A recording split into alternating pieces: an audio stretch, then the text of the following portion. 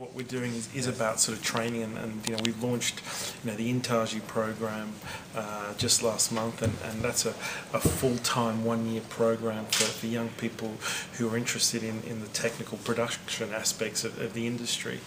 It's a first for the region. Our first class of, I think, 12 started 3 weeks ago now, and that'll be a full-time course, a training program for a year, where they'll learn about all aspects of production. You know, they'll be monitored and assessed through that period, and at the end of the year, you know, hopefully that, you know, we're able to offer some of those trainees permanent full-time positions, but also as the production community starts to grow here, that they can also seek opportunities with some of those other production partners. In terms of that production community, obviously Charisma moving in was quite big news. Are you reasonably on track with getting actual paying customers coming in and making stuff? They're all paying customers, yeah. You know, I think the fundamental to the success of this is that it's sustainable, and sustainability is about, you know, content that connects with audiences, and either through advertising models, commissioning models. You know, that's the basis of everything we do here. I think anything that's going to be sort of you know, subsidised or you know, dare I say free, isn't really, I think, good for the industry, and it's not realistic. So, you know, everything we do across all aspects of 2454 has, you know, sustainability at its heart. Twitter, and about a lot of your Intaji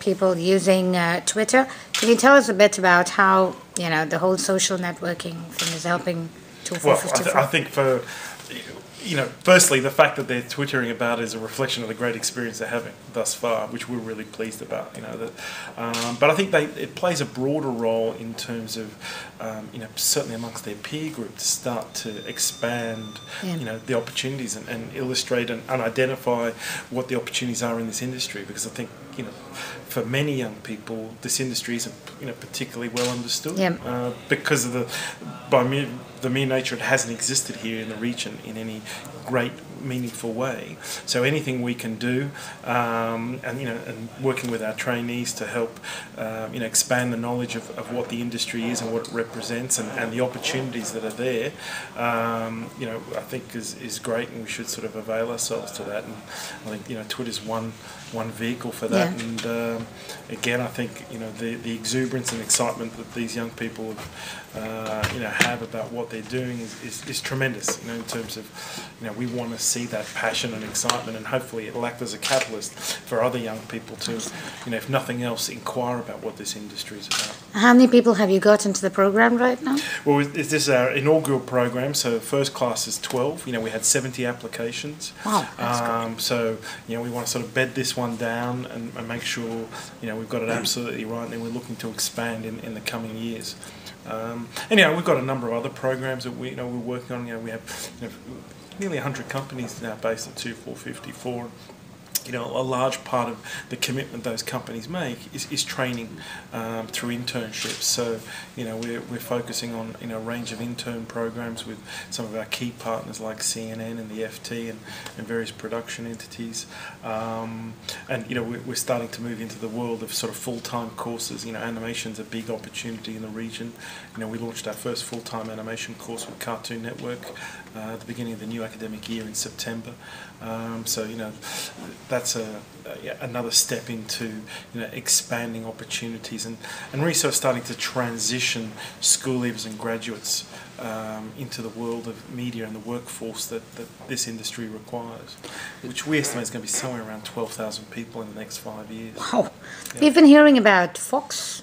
Yep. Fox are a partner here. Fox channels are here. But we're hearing about something more, some new initiatives that you're doing with them, no? What initiatives are those? Do you want to enlighten us?